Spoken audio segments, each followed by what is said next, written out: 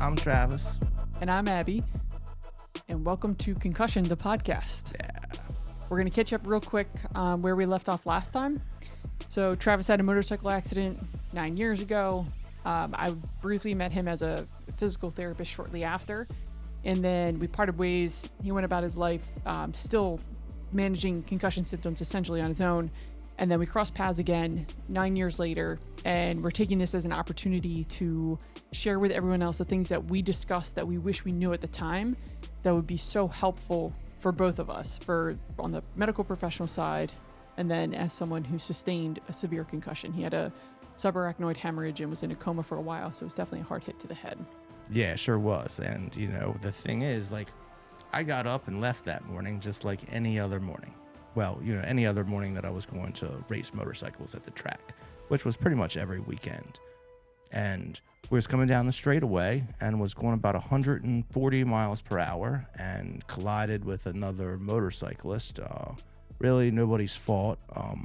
Those things are, it's pretty dangerous. It's a dangerous sport. And we have meetings every morning before, and just so happens, luckily there was paramedics right on scene and were able to fly me to the hospital almost immediately. One of the things I had to bring up when that first happened, I did not want to go. I wasn't completely I was unconscious, but when they woke me up, I was like, no, I'm not going to the hospital. I was going to say, you were unconscious. I was unconscious for a period of time. Mm-hmm. And then you did have a brief period of consciousness. Yeah. Where you had no idea the severity of what happened. I was fine. I just said, let me go. I'm good. I'm good. Get the scratch off my bike and I'll go sit in the truck. And they shined a light into my eyes. My little brother told me this. And one of my pupils was completely dilated to a pinhead. And then completely restricted, all the way into a pinhead. And then the other one was completely dilated, and there was no change with the light. And they were like, yeah, we need to get him to the hospital right now. Yep, that was the right decision. Yeah. And do you remember which eye wouldn't restrict? I don't. Your brother might. He might. Yeah. He might. He probably does. But probably. I definitely did not want to go to the hospital. I wanted to. It would not have been. I'm glad they convinced me. I'm glad my little brother was there, because I don't know. I guess he talked some sense into me. You would have gone then, or when you ended up losing consciousness again. Yeah. So I'm glad that they got you packaged up and sent you on your way. Yeah, I actually called those guys a few months later and was like, "Hey, thank you. I appreciate you guys saving me." Oh, really? Yeah. That's they pretty were cool. very nice. Yeah. You got a hold of the same paramedics that were there? Paramedics. Yeah. Wow. Yeah. That's really neat that you got a chance to talk to them. Yeah. They probably were really happy to hear that you were talking at that point. Yeah. Yeah, because you had a pretty horrific injury. So fast forwarding to where we are now, and what leads us to doing some of the things that we're doing is some of these symptoms are still very prevalent. The emotional regulation side was something we've talked about, and then also driving, right? Yeah. And driving is really disruptive, and you can't avoid it. You have to drive an hour to work, an hour home, busy highway. The hectic nature that comes with that. And today was it was terrible. It was just terrible today. And I'm trying to figure out a way to avoid it. I'm doing my best But in the meantime, we're going to work on the things that should make driving easier. So how well your eyes coordinate with each other, how well your vestibular system is able to function. And we're doing just little tidbits of the intervention side because it can get really dense. So we're just going to cover a couple things that we did together, and then we'll move past that into other things that were related to our concussion podcast. So we left off last time with talking about how it was challenging for you to have your head and your eyes doing something different. Right. But then you practiced it and mastered it. And then the driving part seemed to get better for you based on what we did. So it's incredibly exciting. You need to keep pushing that pedal down, keep the throttle on that system, the vestibular system. So what we did was we had a head laser on your head, and then we put a piece of tape on the wall. And it was like painter's tape. It wasn't transparent tape. So he could see it. It was probably about 1.5 inches thick tape, would you say? Yeah. About that. Yeah, about 1.5 inches. 2 inches maybe. Yeah, maybe. And then He was standing facing the wall, and then his job was just to swipe that head laser back and forth across that piece of tape. And with doing that, he got immediate feedback of if his head and neck were doing what he thought they were doing, and immediately made corrections and mastered it almost in less than a minute. Yeah. And that was pretty cool. Like, I've never done that before. I've never had a laser on my head, and probably not. Yeah, that's the first time. Yeah. And I mean, it was interesting. Yeah, because you get immediate feedback of, I think my head's rotated to the right. How far to the right is it? How do I correct it back to where I want it to be? How do I keep it within the boundaries of the tape? Yeah. But he learned it quick and mastered it. So, as always, once you master something, we need to make it harder. So then we had your body facing slightly to the left, so that way your head was rotated to the right to still be able to face that piece of tape and swipe back and forth without having the head laser leave the boundaries of the tape. Yeah. Challenging at first, but then mastered it. And on the healthcare side, somebody might be familiar with that concept in a test that's called smooth pursuit neck torsion. But instead of using his eyes, we use his head movement to get an idea as to how well the neck muscles were coordinating with the head. Then we did the opposite, had the body face towards the right.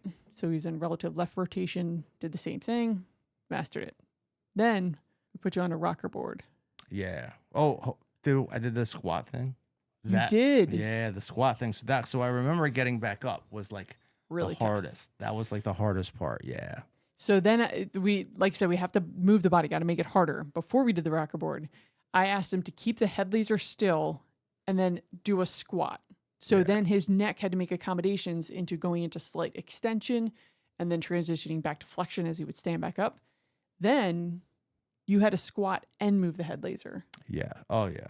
That's tough. Yeah, that is. It's tough. Because your head wants to just hurry up and get the job done, like move the laser and then worry about the body stuff later. But when you had to coordinate both of them, it's a lot of sensory motor control about where your head is and then how much of that performance of the squat so you could sync it all together. Yeah. But you did great. Practiced it a few times, got really good at it. And then the rocker board.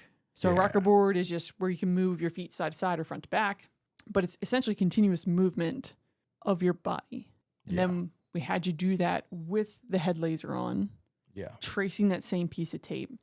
And that was probably the most challenging version of that. Yeah. So it's a really tough thing to do to begin with, but especially when your body's not comfortable with having your head and your eyes do something different, let alone your head, eyes, and body do something different. Yeah. Because your eyes have to stay on the laser to know where it is. Right. And then your head moves a little bit as you move side to side or front to back. And obviously your body's moving to elicit that motion. Yeah. And the whole time I'm thinking about this, like your body follows your head and all this. Like I remember a movie where this bicycle movie, and one of the crew was trying to do a flip on a bike. Oh, I've seen that movie. Have you? No. I know. I knew it. That's funny. But and his like girlfriend or this girl that he was liking, told him like, hey, your body's going to go where your head goes. You're not looking in the right direction. And he looks and he ends up doing the flip. But like that, like ever since we're talking about this, like head motion, eye motion, like I keep thinking about that. Yeah, that's an exact example. Like that is your natural intuition. Yeah. And especially when things get chaotic, you want to stack all of that information so it's all the same. So you want to have the same information that your eyes see, your head in the middle, your body in the middle.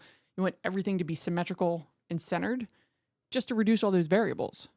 Yeah. So after a concussion, understandably, you're going to want everything to be as centered and symmetrical as possible to reduce the chaos.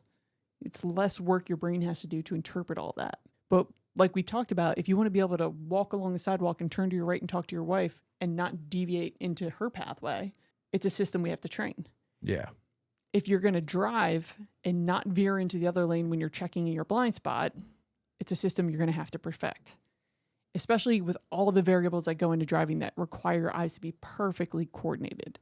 Even as you just look at something in the car that's not moving and then look up to something on the road that is moving. Yeah. All that requires coordination. So it did really well with all those tasks. Then we had a chart on the wall, like a maze. Yeah. The road. Yeah. Yeah. So this maze had some straight lines, some curves, almost like the 180-degree turns all over the place, just winding back on itself. Really challenging. It was like the motorcycle course that I crashed on. It was like the same thing. Really? That's kind of like what the course. I mean, it wasn't exactly like that, but that's what the course is. That wasn't even on purpose, but I could make it seem like that was an applied science there. Make it fit the context. Yeah. Really? Yeah. So you don't race straightaways? No. Turns, I mean, curves? there's a straightaway, but yeah, it's like there's I think 11 turns in that course. So, That makes sense now why all the pictures are of you slanted. yeah. I gotcha. And then I asked. That's one of the things I asked when I had woke up or wrote down in that book when I was still intubated, because I guess they told me that I crashed and I wrote what turn. Really? Like what turn? Yeah. Did anybody know? They did, but they were like they didn't say anything because it was on the straightaway. Oh. Yeah. Oh, how about that? Wow. Yeah.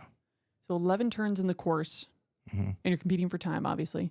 Does everyone start at the same time? So that was just practice. We weren't doing like time. Okay. Not that time. Okay. So, but you all race together. It's not like one person does a course and then they have their time, and then the next person goes and they have their time. So how it goes is there's 3 different classes. So you have like the beginner class, and then you have the intermediate class, and then you have the expert class. What were you racing? So, and this kind of goes back to that. I was like in the intermediate. Okay. But this was a different organization that I was riding with, and they put me with the beginner class. And I was like, "What are you doing, man?" I was like, this is not going to be good. I was like, I don't want to be with beginners. I was like, I'm faster than that, yada yada. And I remember the guy said, like, he's like, I could go out there and have fun with these guys all day. Well, so that was your first time with that organization. Second time. Time with that organization. Yeah, but typically that was not the organization I rode with. You have different motorcycle groups that rent out the track, and then you ride with them. Oh, I see. And so I rode with a different one. Okay. Typically. Okay. Now, the day that you crashed, were you with the beginner group? Yes. Yeah. Wow. Yeah. Like that probably shouldn't have been. Probably would have been everything different, but yeah. Because then the level of expertise of the riders around you improves. Yeah. And I wouldn't have crashed into the person that was going slow. But, hey. How about that? Because I remember you saying the last thing you remember is like this guy's let me pass. Yeah. So do you think he lost control as you went to pass? No. That guy was a coach. And okay. He like waved me around. Like he was a friend of mine. Oh, okay. Yeah. Okay. And he like waved me around because I was just following him like courteous, like zipping around. Like he was a pace car? Yeah, like a pace car. Yeah. And we were going pretty slow. And then he's, like 50 miles an hour. And then he like, waved me around, and I was like, finally, last thing I remember. And then you let loose on speed, and that's when you got up to the higher speeds. And then at some point after that, was the collision. Yeah. And not sure exactly, like I don't remember. Mm-hmm. My little brother said it was maybe like I went around a lap and then another lap, maybe. So a lap of 11 turns? Yeah. Oh, wow. Yeah. Okay, so you were out there a little bit before. Well, it's like, I don't remember exactly with the time, but maybe 2 minutes. Okay. Now, with racing, you're going very fast. You're going forward and turning a lot. Do you turn your head a lot when you're racing motorcycles to check for other riders? Well, there's like a whole vision science when it comes to it's like a whole vision science. You want to look at your entrance, and you want to look at your exit, or your entrance, your apex, which is like the tightest turn of the corner, and you want to be very close to that. And then your exit, like where do you want to exit? And then that's entrance, apex, and exit for each turn. So not necessarily looking for other riders. Like when you're moving that fast, it's hard to even picture how you would do that, because like it's a race, like you're not passing a slow guy. You kind of keep an eye out. Okay. There's rules for like the intermediate and the beginner. Like you can't pass on the inside of a corner. But whereas like experts, they can pass wherever. Oh, okay. Yeah. Beginners and intermediate, there's like no passing on the inside, because you just because there's no You're planning to go inward. right. Yeah. There's no mirrors on your bike. There's nothing like that. It's just like you and a piece of machinery. And I mean, it's not, it's kind of dangerous. Yeah, I'd say. Yeah. I'd say. So on that mock-up of a racetrack that we put on the wall for you to follow with a head laser, unintentionally knowing that you probably were planning your entrance, apex, and exit out of each turn. I sure was. Wow. Maybe that's why you really did so well. It was a skill you've already acquired. I was impressed as how quickly you picked it up, because within this maze, there's boundaries. Like there's an outer boundary that's purple, an inner boundary that's orange, and then a center boundary that's tan. And at first, if someone can just keep it within the purple boundaries on a straightaway, we're doing great. But you kept it in even the orange boundaries throughout the turns. It was a complicated map, but what it does is it forces those muscles in your neck that control your head to give fast, accurate information to your brain. And that really matters, especially with your vestibular system, of being able to have that dissociation that we talked about, of having your head, eyes, and body each functioning independently, so to speak, with accuracy. And vestibular system, that's like your eyes and your brain and your body and your inner ears, balance centers. Like your peripheral nervous system, kind of like. So your peripheral nervous system has to give information to your vestibular system about where your body is. Okay. So that term is called proprioception. Proprioception, yeah. And I don't know where Dr. Proprioception is that invented this, but it's a very complicated word for just knowing where your body is. So, for instance, proprioception right now lets me know that my bottom is securely on a seat. My ankle is bent a little bit on the floor. I can just feel the contact under my forefoot. I can feel my arms on the table. All that information about what my joints feel and what my body feels comes up to my brain to let me know where I am. And the more complicated version of proprioception is, with my eyes closed, I can tell if my knee is straight or bent. Yeah. I can tell if I'm sitting or standing. So speaking of proprioception, really quickly, I read this really good book called The Man Who Mistook His Wife for a Hat. And it was all kinds of different neurological diseases and problems. And one of the stories in there, this woman, her proprioception system completely stopped working. And her hands, if she wasn't washing her hands, would go like this. Almost like they're floating in the ocean. Float around. And really? The only way that she could stop them was if she looked at them. And she was, oh, yeah. So The Man Who Mistook His Wife for a Hat. It's very good. It's and I can't remember the author. But we'll have to maybe we'll discuss that a little bit more. Yeah. Down the road. How about that? Yeah. Proprioception. Yeah. Applications for all this. Wow. So mastering the track came to you, I think, a little bit more naturally because of your experience with that. So I started putting some boundaries on the track. So I put some pieces of tape up, and then I was like, all right, now you're going to have to bow and still make that laser move in that desired motion. And you did really well with that. So when your body moves, as we just even alluded to last time, when you were doing the drop stick training, it's a totally different ballgame when you're sitting secure versus standing versus moving. But you were able to master that very quickly.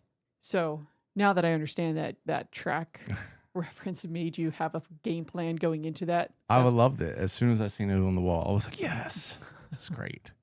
Give me something to race. And then last intervention that we'll discuss, and we'll do this very briefly because it's kind of a foundational one that I use and I build on it. So we have to introduce the concept of visual mapping and immediate recall. And immediate recall can kind of transition into working memory. But I use that as a foundation one because our background objective here is to improve impulse control.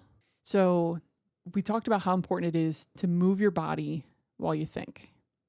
So I had you do a matching game where you had 2 sets of cards that were face down.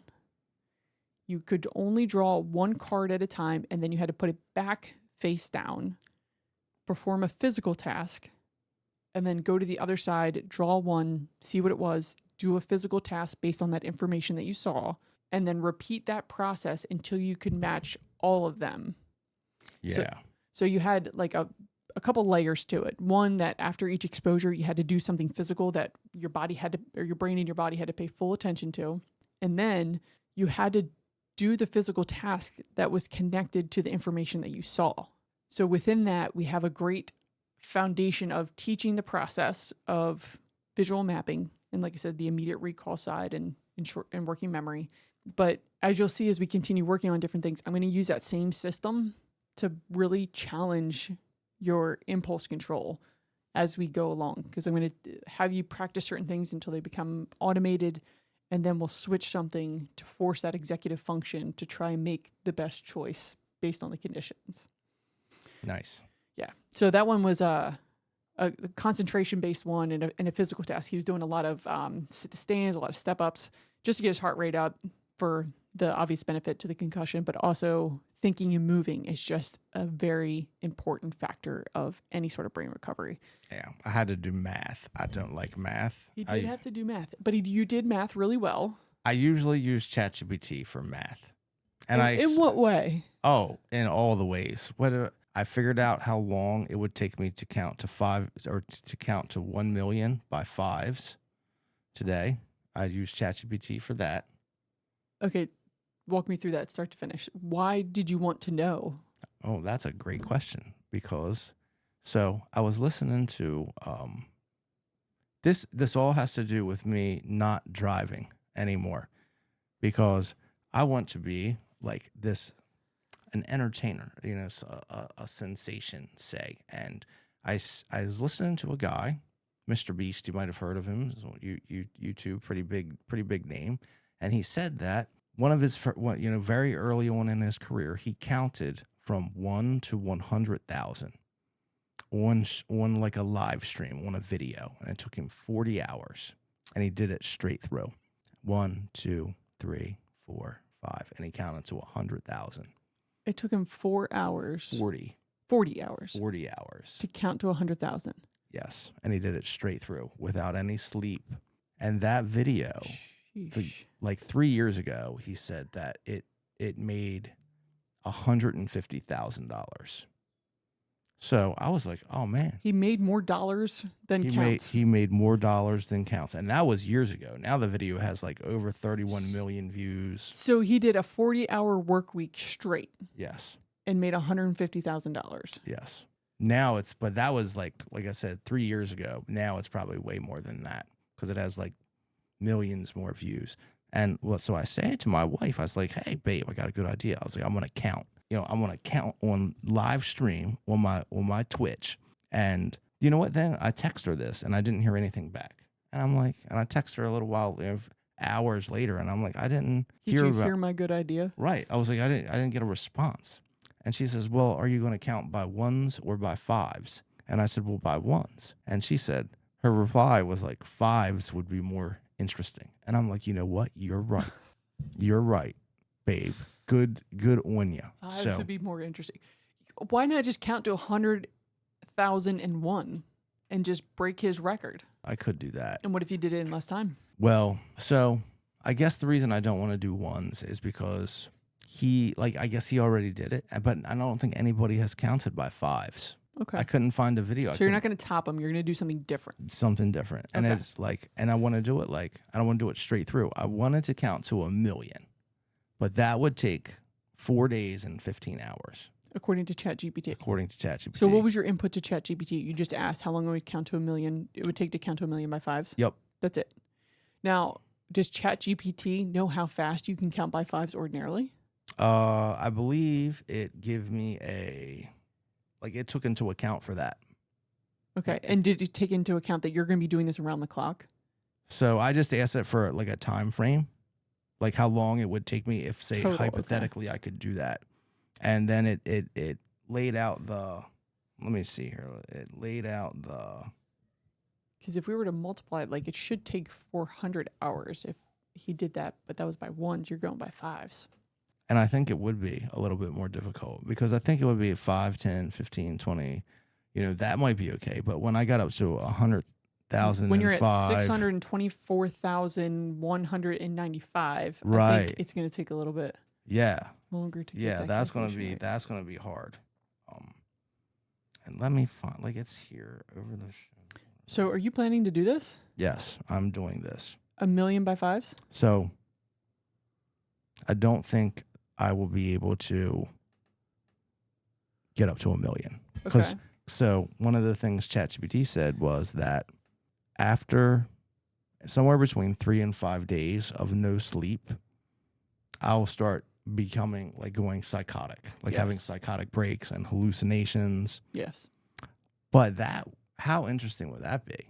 I mean, wow. I mean, it's hard to argue it wouldn't be interesting, but I don't know how well that ties into our it would be bad. Intended next topic of how much you need to value sleep. And I was going to bring this up to you, Ab, about this. What do you think about me staying up for 4 days and counting for 4 days? And I did not think that you would approve whatsoever. I wanna see you try. I think your entertainment value will hit where you think it will. Curious to see where you get. Nice, I like it. But I think 3 days without sleep is asking for trouble. Yeah. So so that's what I'll say. Maybe I can go 2 days. Maybe I can go 36 hours.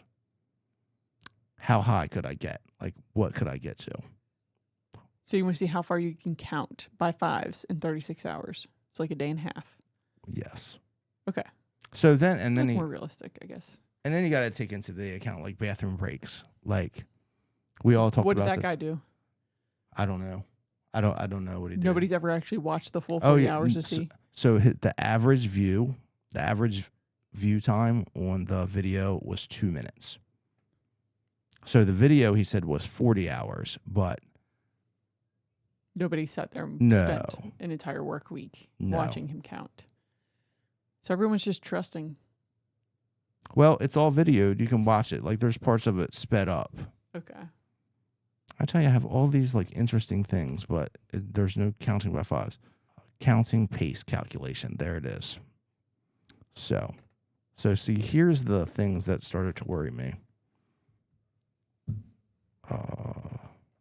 200,000. Hold on, where was it? So first I asked how long it would take to count to the 100,000. You want to count to 1,000,000 by 5s, meaning you're counting 5, 10, 15, 20, 25, and so on. Step 1. How many counts is that? 1,000,000 divided by 5 equals 200,000. So you would actually be saying 200,000 numbers out loud. 200,000 mostly complicated numbers. Right. Yeah. Once you get past 100, then it's a lot to say. Yeah. Okay. It would so ChatGPT said 400,000 divided by 3,600 because there's 3,600 something. It would take 111.11 hours. Wow. Yeah. And that's if you took 2 seconds per number. 2 seconds per number. Wow. 111 hours. Faster pace, 1 second per number, 56 hours. Right, but how fast, like 1 second to say 624,955, and then immediately follow it with the 624,560. Right. I forget which one I just said. See? So, yeah, I'm doing this on a well-rested brain. You'd be trying to figure out what number I just said and what comes next after 2 days of no sleep. Yeah, it would not be good. No, that would, but you know what? It might be the entertainment factor you're looking for. I tell you. I mean, how interesting would that be? I mean, I think people would be like, look at this guy. What is he doing? Especially when you hallucinate and start saying animals instead of numbers. Yeah. Yeah. He's lost it. Like there was another one of a guy he tried to count to 1,000,000, and he was going for days, and like just right in the middle of the video, he just passed out. Just right in the middle of counting. Did he get as many views as the other guy who counted 200,000? You know, I don't know. Okay. He's got it. That's a good. I should look into that. Yeah. Well, I'm looking forward to watching you try. Yeah. I think you're going to give it a heck of an effort. Oh yeah. And then you just look at me, and I'll just be there. Watch. I'll just be right here.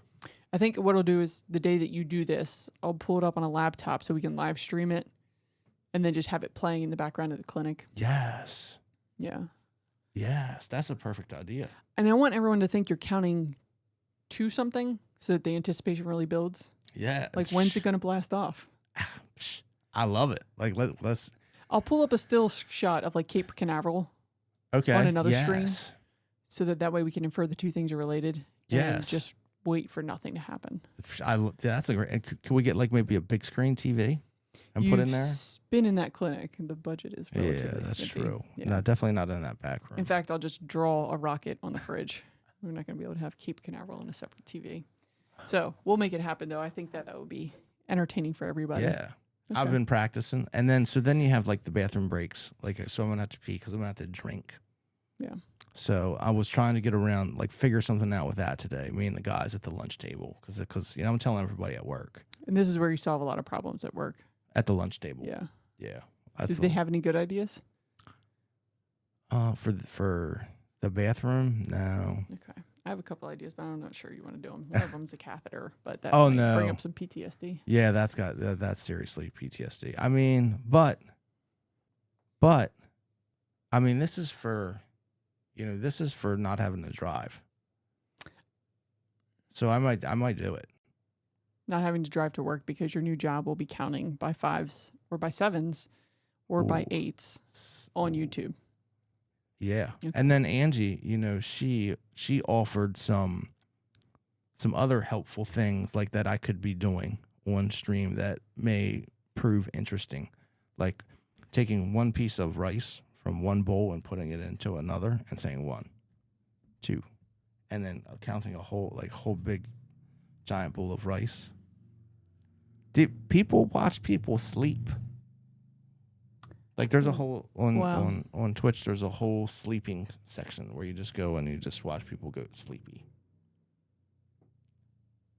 That guy got counting to 100,000 got over 31 million views. So 31 million, average 2 minutes. That's 62 million seconds. Just to watch somebody count. All right. Yeah. Well, I support anything you want to try. Thank you. Doesn't involve hurting anyone else or yourself, so go for it. Right? Yeah. See what happens. I'll have to put. There may come an hour where I put a helmet on just in case. I mean, this floor. Yeah. It's not too bad. Just keep it padded. I'll put a seatbelt. That's a good idea.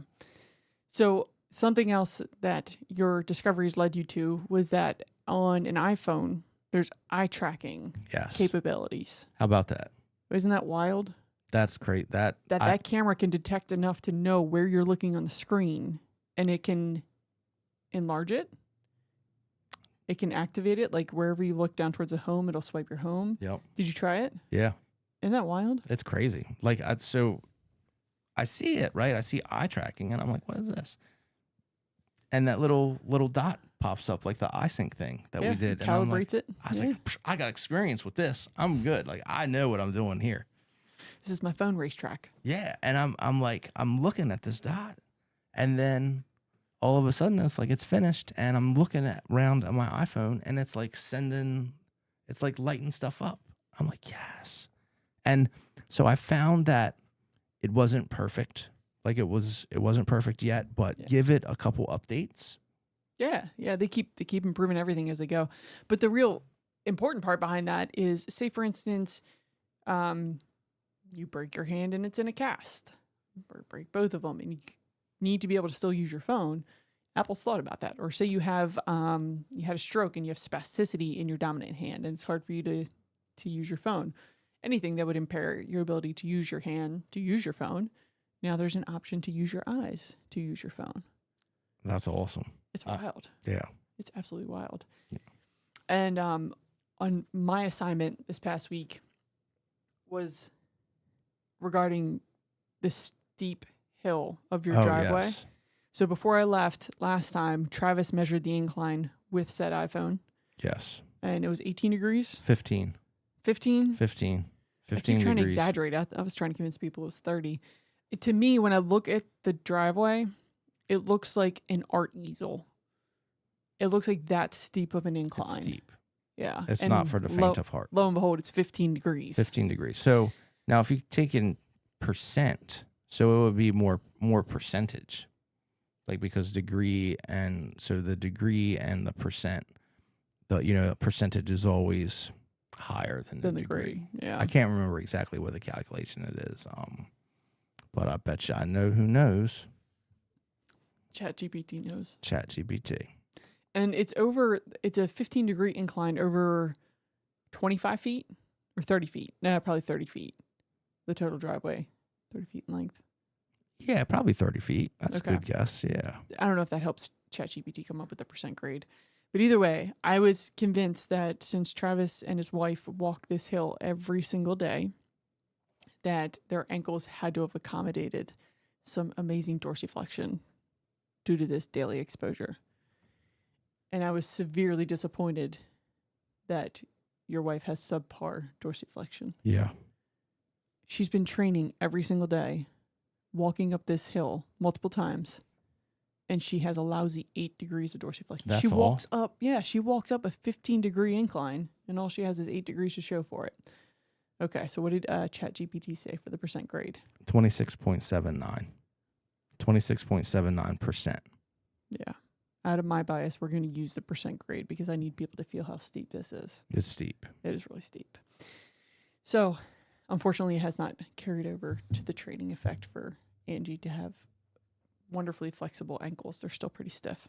Yeah. So I don't know how she does it. I don't know how she gets up this hill, but she does it every day. Yeah, she does.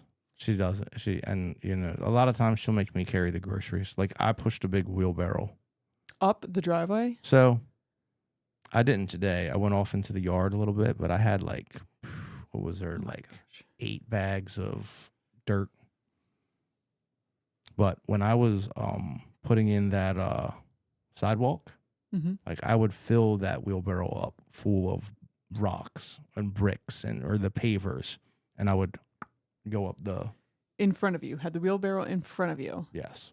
And it didn't like flat tire itself and bang into the driveway. So the first wheelbarrow it did. But then I took, because that one sucked, and then I took that one back to Home Depot and got that 2-wheeler that has 2 wheels. Oh, okay. That is the wheelbarrow that you want. If you ever want to buy a wheelbarrow, buy the one with 2 wheels. Okay. So you essentially did what football players would do. It's part of their training.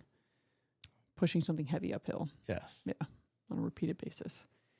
And then the other thing we wanted to touch base on is when we first started this podcast, I think it was in the first episode, I brought up women's basketball and how it kind of led towards the direction of get your head in the game and research and things like that.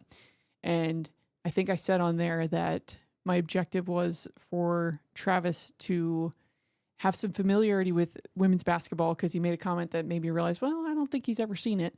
And then I think I said, by the end of this coming season, he's going to be familiar with all the players on, let's say, the Las Vegas Aces or something of the sort. So training camp has started for the WNBA. I got to pick a team. And Travis has to pick a team. I'm going to get him the WNBA League Pass so he can follow this team. I'm going to give him some background on the players. I'm going to make him a fan of women's basketball because I think he's really going to like it once he learns what there is to like and what's going on there. So today his only job is to pick a team. So I have a full list of the WNBA teams here. You can take your time to look through them. So first is the name of the city, and then it's the name of the team. So you can look through those. Okay. If you want to know any factoids about who won recently or what teams are going to be more competitive, be happy to answer those. Okay. But then we're going to make sure as the season goes on that he's learning some of the trivia and the stories behind the women's basketball players. And he'll get a firsthand look that Sue Bird is definitely better than him, even though she's retired. Is this Washington State or Washington, like D.C.? Good question. Yeah, Washington, D.C. Mystics. So now, typically, how did my wife pick her draft? For March Madness? Yeah. She Googled the head coach and picked who she thought was most attractive. Right. Yeah. And she beat all of us. Oh, no. Yeah. I'm going to go a little bit.